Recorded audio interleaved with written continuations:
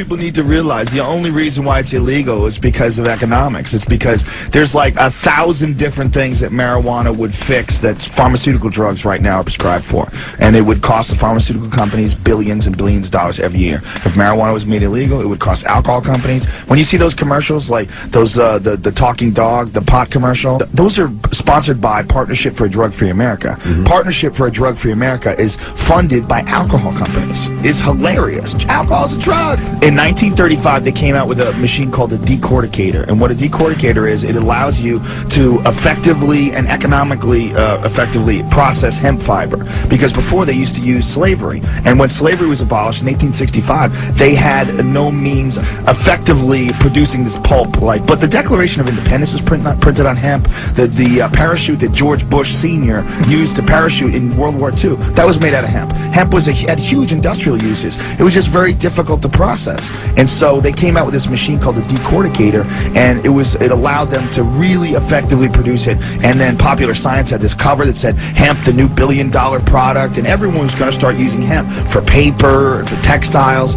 And William Randolph Hearst, who owned all these newspapers, and on top of that, owned all these paper mills, it was going to cost him millions of dollars to convert over to hemp. So instead, he started printing stories in his paper about some new drug called marijuana. And marijuana wasn't even a slang term for cannabis. Marijuana was used to describe a type of Mexican wild tobacco, completely unrelated. So they called it marijuana, and they said, this is how they got it illegal. They said, people are smoking it, and blacks and Mexicans are raping white women.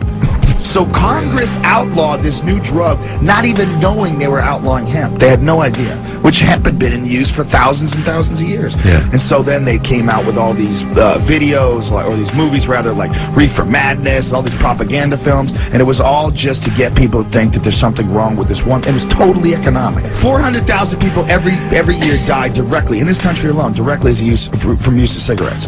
No one's ever died from pot, ever. But it's illegal. And you're not going to live forever. All right? You're going to live and you're going to die. And everybody is. We're all temporary beings going through this life.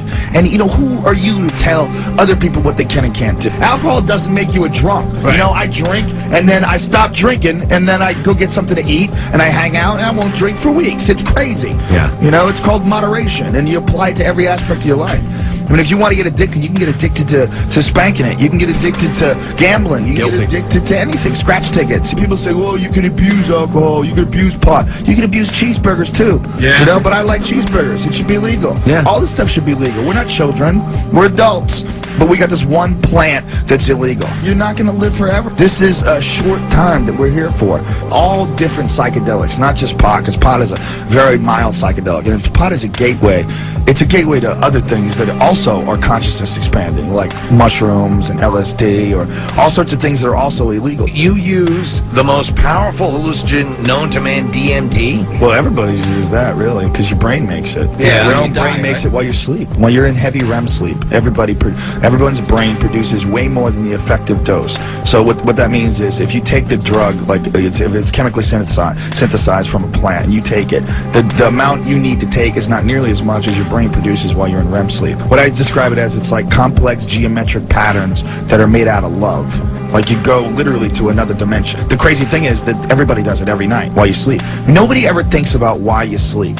Like what you do is when you sleep is you shut off. You shut off and you just accept it, because we do it every night. But 8 hours of your day is somewhere you don't understand, you don't know about. You don't know what it is. You just go blank, and then you wake up and it's over. But you're going through an intense psychedelic trip during that whole time. And the same thing as, you know, when you wake up from a dream, you can't remember it. Like, this crazy dream, and it seems so real. And then 5 minutes later, you don't even know what the hell you were talking about. You don't remember the dream.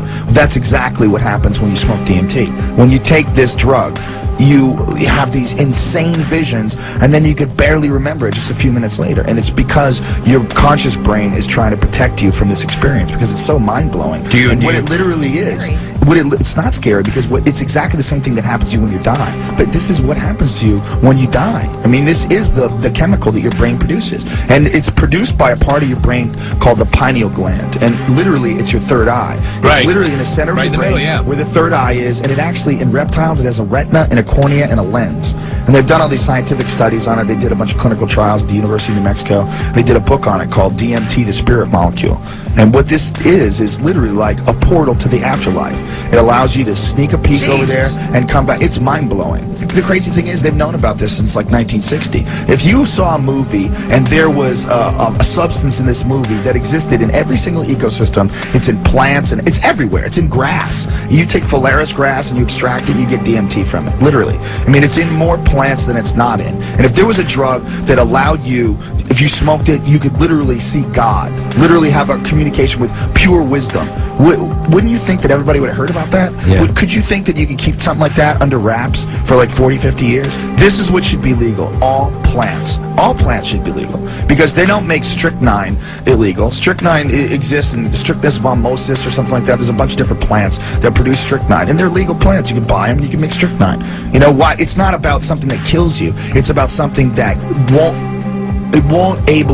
you won't be able to absorb propaganda the way you do now. You won't be able to look at the news the way you do now. You won't be able to look at common cultural conditioning and predetermined patterns of behavior. None of that stuff will make sense. You'll be looking very at it, difficult to go through life after you've gone through that experience. Okay. The way I describe it, it's like any intense psychedelic experience is like pressing Control Alt Delete on your brain. Yeah. That's what it's like. It's like your that freaks brain me out. reboot. It should freak you Yeah, out. it does But freak me it freaks out. you out because you like to be in control. Yeah. But you're not in control, bitch. You're gonna die. No one's in control. You're in control of your body for a short period of time, and you should experiment with it.